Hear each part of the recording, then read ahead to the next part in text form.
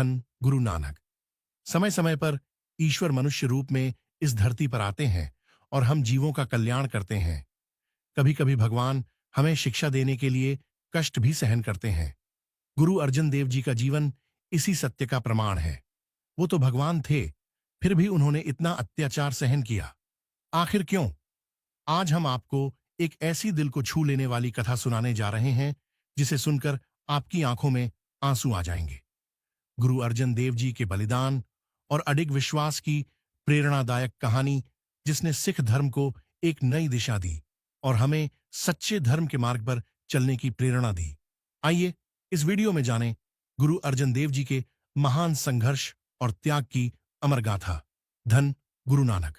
गुरु अर्जन देव जी का जन्म 15 अप्रैल 1563 को गोइंदवाल, पंजाब में हुआ था। उनके पिताजी का नाम गुरु रामदास जी था, जो सिख धर्म के चौथे गुरु थे।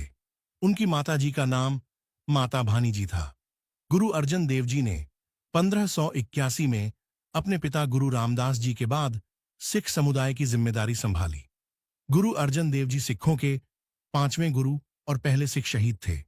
गुरु अर्जन देव जी का विवाह माता गंगा जी के साथ हुआ था। गुरु अर्जन देव जी ने सिख धर्म में महत्वपूर्ण योगदान दिया, जिनमें गुरु ग्रंथ साहिब जी के पहले संस्करण का संकलन, सुखमणि साहिब जी की रचना और अमृतसर में हरमंदिर साहिब, जिसे आज स्वर्ण मंदिर के नाम से जाना जाता है, का निर्माण शामिल है। उन्होंने सिख धर्म को नई ऊंचाइयों पर पहुंचाया। उनकी सबसे बड़ी उपलब्धियों में से एक आदि ग्रंथ का संकलन था, जो बाद में गुरु ग्रंथ साहिब जी के रूप में सिख धर्म का केंद्रीय ग्रंथ बना। इस ग्रंथ में उन्होंने पहले 4 गुरुओं और अन्य संतों की शिक्षाओं को शामिल किया। गुरु अर्जन देव जी का सिख समुदाय में अत्यधिक प्रभाव था। उनकी शिक्षाओं और आदर्शों ने सिख धर्म को मजबूत किया और उनके अनुयायियों की संख्या तेजी से बढ़ रही थी। अब मुस्लिम समुदाय के लोग भी उनसे बहुत प्रभावित हो रहे थे। यह मुगल सम्राट जहांगीर के लिए चिंता का कारण बना। वहीं दूसरी तरफ जहांगीर के बेटे प्रिंस खुसरो ने अपने पिता के खिलाफ बगावत की थी और गुरु अर्जन देव जी की शरण में चला गया। गुरु अर्जन देव जी ने उसे आशीर्वाद दिया। खुसरो गुरु अर्जन देव की अद्भुत शिक्षाओं से इतने प्रभावित हुए कि उन्होंने सिख धर्म अपनाने का निर्णय ले लिया। इस पर जहांगीर को गुस्सा आया और अपने बेटे को रोकने के लिए उन्होंने गुरु अर्जन देव की हत्या करवाने की योजना बनाई। जहांगीर इस्लाम धर्म को बढ़ावा देना चाहता था और अन्य धर्मों को समाप्त करना चाहता था। गुरु अर्जन देव जी के बढ़ते प्रभाव और सिख धर्म के प्रसार के कारण उसे यह सब करना कठिन लगने लगा। जहांगीर ने गुरु अर्जन देव जी पर झूठे आरोप लगाए, जिसमें उन्होंने खुसरो का समर्थन करने और विद्रोह को प्रोत्साहित करने का आरोप लगाया, और उसने गुरु अर्जन देव जी से उनके दरबार में जो भी चढ़ावा चढ़ता है उस पर कर देने की मांग की। परंतु गुरु अर्जन देव जी ने कर देने से मना कर दिया और कहा कि यह सब सिखों द्वारा अपनी किरत कमाई में से दिया जाता है, जो कि सिर्फ परमार्थ के काम में खर्च किया जाना चाहिए। भूखे को लंगर खिलाना, बीमार को दवा दिलाना, किसी गरीब की सहायता करना। उस समय चंदू शाह, जो मुगल दरबार का एक प्रभावशाली अधिकारी था, गुरु अर्जन देव जी से ईर्ष्या करता था।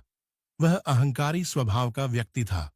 चंदू शाह अपनी बेटी की शादी गुरु अर्जन देव जी के बेटे गुरु हरगोबिंद जी से करवाना चाहता था, परंतु गुरु अर्जन देव जी ने ऐसा करने से इनकार कर दिया, क्योंकि चंदू शाह एक अहंकारी और भ्रष्ट अधिकारी के रूप में जाना जाता था। इस अपमान से चंदू शाह बहुत नाराज हो गया और उसने गुरु अर्जन देव जी के खिलाफ साजिश रचने की ठान ली। चंदू शाह ने जहांगीर को गुरु अर्जन देव जी के खिलाफ उकसाने के लिए कई झूठी कहानियां गढ़ीं। उन्होंने कहा कि गुरु अर्जन देव जी मुगलों के खिलाफ विद्रोह कर रहे हैं और उनके बेटे खुसरो को समर्थन दे रहे हैं। चंदू शाह ने इस घटना को अपने लाभ के लिए इस्तेमाल किया और गुरु अर्जन देव जी को विद्रोह में शामिल होने का आरोप लगाते हुए सम्राट को उनके खिलाफ कठोर कार्रवाई करने के लिए उकसाया। जहांगीर ने गुरु अर्जन देव जी को सिख धर्म छोड़कर इस्लाम अपनाने या मृत्यु का सामना करने का विकल्प दिया। गुरु अर्जन देव जी ने सिख धर्म को त्यागने से मना कर दिया। यह सुनकर जहांगीर ने गुरु अर्जन देव जी को गिरफ्तार करने का आदेश दे दिया। लाहौर के लिए प्रस्थान करने से पहले गुरु अर्जन देव जी ने अपने पुत्र गुरु हरगोबिंद सिंह जी को अपना उत्तराधिकारी नियुक्त किया। अंतर्यामी गुरु अर्जन देव जी जानते थे कि वो अब वापस नहीं आएंगे। चंदू शाह की साजिश के परिणाम स्वरूप गुरु अर्जन देव जी को लाहौर में कैद कर लिया गया। कुछ ऐतिहासिक स्रोतों के अनुसार ऐसा कहा जाता है कि गुरु अर्जन देव जी को दीवान चंदू शाह के निवास पर 5 दिनों तक यातनाएं दी गईं। पहले दिन गुरु अर्जन देव जी को खाने पीने के लिए कुछ नहीं दिया गया था। उन्हें रात में सोने नहीं दिया जाता था और उन्हें जगाए रखा जाता था। उन्होंने यह सब शांति से सहन किया। वे सिमरन में डूबे रहे और अपने होठों से वाहे गुरु दोहराते रहे और गुरबानी से शब्द गाते रहे। दूसरे दिन चंदू शाह ने गुरु अर्जन देव जी को एक बड़े तांबे के बर्तन में बैठाया और उसमें पानी भरवाया और उसके नीचे आग जलाने का आदेश दिया। पानी गर्म होने लगा और कुछ देर बाद पानी उबलने लगा। इससे गुरु अर्जन देव जी का शरीर जलने लगा, लेकिन गुरु अर्जन देव जी शांत और शांत बैठे रहे। उन्हें कोई दर्द नहीं हुआ, न ही वे चिल्लाए। उन्हें उन लोगों के प्रति कोई गुस्सा नहीं आया जो उन्हें प्रताड़ित कर रहे थे। वे वाहे गुरु की मधुर याद में लीन रहे और दोहराते रहे, तेरा किया मीठा लागे। हे वाहे गुरु, सब कुछ आपकी इच्छा के अनुसार हो रहा है। आपकी इच्छा मुझे सदैव प्रिय है। उबलते पानी के कारण गुरु अर्जन देव जी का मांस नरम हो गया तथा यातना के कारण उनके शरीर पर छाले पड़ गए। तीसरे दिन चंदू शाह ने आदेश दिया, लोहे के बर्तनों में रेत को गर्म करो। गुरु अर्जन देव जी को उबलते पानी में बैठाओ, फिर लाल गर्म रेत उनके सिर और शरीर पर डालो। पानी ने गुरु के शरीर को नीचे से उबाला, जबकि लाल गर्म रेत ने गुरु के सिर और शरीर को ऊपर से जला दिया। उन्हें यातना देने वाले लोग पसीने से भीगे हुए थे। गर्मी के कारण वे बहुत असहज महसूस कर रहे थे। ये गर्मियों का सबसे गर्म महीना था, लेकिन गुरु अर्जन देव जी शांत और चुप रहे। फिर भी गुरु जी को कोई दर्द नहीं हुआ, न ही वे रोए, न ही आह भरी। वे वाहेगुरु के बारे में सोचते रहे और सिमरन करते रहे। गुरु जी ने दोहराया, तेरा किया मीठा लागे। हे वाहेगुरु, आपके कार्य मुझे बहुत प्यारे लगते हैं। हर नाम पदार्थ नानक मांगे। हम नानक नाम का खजाना अर्थात प्रभु का नाम मांगते हैं। मियां मीर जी, जो एक मुस्लिम संत थे, गुरु अर्जन देव जी के मित्र थे। जैसे ही उन्हें पता चला कि गुरु अर्जन देव जी को अमानवीय यातनाएं दी जा रही हैं, वे उनसे मिलने के लिए दौड़े। जब मियां मीर जी ने यह भयावह दृश्य देखा तो वह चिल्ला उठे और कहा, हे गुरु, मैं आप पर किए गए इन अत्याचारों को नहीं देख सकता। अगर आप मुझे अनुमति दें तो मैं इस अत्याचारी शासन को नष्ट कर दूंगा। मियां मीर जी के पास उस समय अलौकिक शक्तियां थीं। गुरु अर्जन देव जी मुस्कुराए और मियां मीर जी को आसमान की ओर देखने के लिए कहा। ऐसा कहा जाता है कि मियां मीर ने देखा कि आसमान में स्वर्गदूत गुरु अर्जन देव जी से इन दुष्टों और अभिमानियों को नष्ट करने की अनुमति मांग रहे हैं। गुरु साहिब जी ने मियां मीर जी से कहा, आप बाहर की आग को देख रहे हैं, अंदर कितना ठंडा है, आप वो नहीं देख पा रहे हैं। सब कुछ वाहेगुरु की इच्छा के अनुसार हो रहा है। जो लोग सत्य के लिए खड़े होते हैं, उन्हें अक्सर कष्ट सहना पड़ता है। उनके कष्ट सत्य के लिए ताकत देते हैं। मियां मीर जी ने पूछा, जब मेरे पास महाशक्तियां हैं, तो आप इन नीच पापियों के हाथों कष्ट क्यों सह रहे हैं? गुरु अर्जन देव जी ने उत्तर दिया, मैं सच्चे नाम के शिक्षकों के लिए एक उदाहरण स्थापित करने के लिए यह सब यातनाएं सह रहा हूं, ताकि वे धैर्य न खोएं या दुख में ईश्वर के विरुद्ध न बोलें। विश्वास की सच्ची परीक्षा दुख के समय होती है। उन्हें मार्गदर्शन करने वाले उदाहरणों के बिना सामान्य लोगों का मन दुख के बीच में कांप उठेगा। यह सुनकर मियां मीर गुरु अर्जन देव जी की दृढ़ता की सराहना करते हुए और उनकी प्रशंसा करते हुए चले गए। चौथे दिन गुरु अर्जन देव जी को लोहे की एक प्लेट पर बैठाया गया, जिसे नीचे से तब तक गर्म किया गया जब तक कि वह लाल न नहीं हो गया। गुरु अर्जन देव जी शांत और स्थिर बैठे रहे। वे अपना मन वाहे गुरु सिमरन में लगाए बैठे रहे, गुरबानी के संदेश को जीते हुए उन्होंने वाहे गुरु की इच्छा को मधुरता से स्वीकार किया। 5वें दिन गुरु अर्जन देव जी ने रावी नदी में स्नान करने के लिए कहा, जो लाहौर शहर की दीवारों के साथ बहती थी। चंदू को यह सोचकर खुशी हुई कि छालों से भरे गुरु के शरीर को ठंडे पानी में डुबाने पर अधिक दर्द होगा, और इसीलिए उसने उन्हें नदी में स्नान करने की अनुमति दे दी।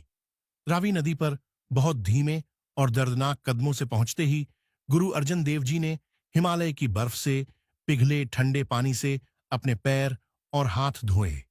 फिर वे पानी में गए और अपने पूरे शरीर को धोया। इस बीच उन्होंने बड़ी श्रद्धा के साथ श्री जपजी साहिब जी का पाठ किया। गुरु अर्जन देव जी ने अपनी प्रार्थना के अंत में सिर झुकाया और अपने सिखों को संबोधित करते हुए कहा, मैं अपने जीवन का उद्देश्य पूरा करने में सफल हो गया हूं। मेरे शरीर को खोजने और जलाने की कोशिश मत करना। कई लोगों के देखते ही देखते गुरु अर्जन रावी नदी में समा गए, जिसके बाद वे फिर कभी नहीं दिखे। चंदू शाह और जहांगीर की मिलीभगत ने गुरु अर्जन देव जी की शहादत का कारण बना। इस घटना ने सिख समुदाय को गहरा आघात पहुंचाया और उन्हें आत्मरक्षा के लिए संगठित और सशक्त होने के लिए प्रेरित भी किया। इसके बाद सिखों ने गुरु हरगोबिंद साहिब के नेतृत्व में सैन्य प्रशिक्षण प्राप्त करना शुरू किया और अपने धर्म की रक्षा के लिए तैयार हुए। यह कहानी सिख इतिहास में एक महत्वपूर्ण अध्याय है, जो हमें धर्म, सत्य और साहस की कीमत सिखाता है। गुरु अर्जन देव जी की शहादत से पहले सिख धर्म मुख्यतः एक शांतिप्रिय धर्म था। सिख समुदाय धार्मिक स्वतंत्रता, सामाजिक न्याय और मानवता की सेवा के लिए समर्पित था। वे अपने धर्म का पालन करते हुए शांतिपूर्ण जीवन जीते थे। गुरु अर्जन देव जी की शहादत एक महत्वपूर्ण मोड़ था, जिसने सिख धर्म के स्वरूप को बदल दिया। उनकी शहादत के बाद सिखों ने आत्मरक्षा और धर्म की रक्षा के लिए सैन्य प्रशिक्षण प्राप्त करना शुरू किया। गुरु अर्जन देव जी के पुत्र गुरु हरगोबिंद साहिब जी ने सिखों को सैन्य कौशल में प्रशिक्षित किया और मीरी और पीरी की धारणा को पेश किया। गुरु हरगोबिंद सिंह जी ने एक नहीं बल्कि 2 तलवारें धारण की, एक अपनी बाईं ओर और दूसरी अपनी दाईं ओर। उन्होंने घोषणा की कि 2 तलवारें मीरी और पीरी लौकिक शक्ति और आध्यात्मिक शक्ति का प्रतीक है। एक अत्याचारी को जोरदार झटका देगी और दूसरी निर्दोष की रक्षा करेगी। उन्होंने अपने अनुयायियों से कहा, गुरु के घर में आध्यात्मिक और लौकिक शक्तियों का संगम होगा। गुरु अर्जन देव जी महाराज जी हमारे लिए एक अद्वितीय मिसाल कायम कर गए हैं। हम अक्सर छोटी छोटी बातों पर ईश्वर से शिकायत करते हैं, लेकिन उन्होंने हमें सिखाया कि ईश्वर की इच्छा को कैसे स्वीकार करें। वह स्वयं ईश्वर के अवतार थे और यदि चाहते तो सृष्टि को एक क्षण में समाप्त कर सकते थे, लेकिन उन्होंने परमात्मा के हुक्म को खुशी खुशी अपनाया और हमारा मार्गदर्शन किया। उनके बलिदान ने हमें सिखाया कि सच्चा धर्म और न्याय के लिए खड़े होना कितना महत्वपूर्ण है। उन्होंने हमें दिखाया कि कठिनाइयों और अत्याचारों के बावजूद हमें अपने सिद्धांतों और विश्वासों पर अडिग रहना चाहिए। उनकी शहादत हमें यह सिखाती है कि सत्य, साहस और धैर्य की कीमत क्या होती है और हमें हमेशा सच्चाई के मार्ग पर चलना चाहिए। हम भी अपने जीवन में गुरु अर्जन देव जी के आदर्शों को अपनाएं और अपने कार्यों से समाज में एक सकारात्मक बदलाव लाएं। उन्होंने हमें यह सिखाया कि चाहे कितनी भी मुश्किलें आएं, हमें अपने धर्म और अपने कर्तव्यों से कभी पीछे नहीं हटना चाहिए। धन गुरु अर्जन देव जी महाराज, धन गुरु नानक। गुरु नानक जी की प्यारी प्यारी साखियां सुनने के लिए हमारे चैनल को लाइक और सब्सक्राइब करना ना भूलें। बेल आइकन को भी प्रेस कीजिए ताकि नए वीडियोस के नोटिफिकेशन आपको मिलते रहे। गुरु नानक जी की साखियों को अपने मित्रों और रिश्तेदारों को भी शेयर करें ताकि वो भी इन साखियों का आनंद ले सकें। धन गुरु नानक।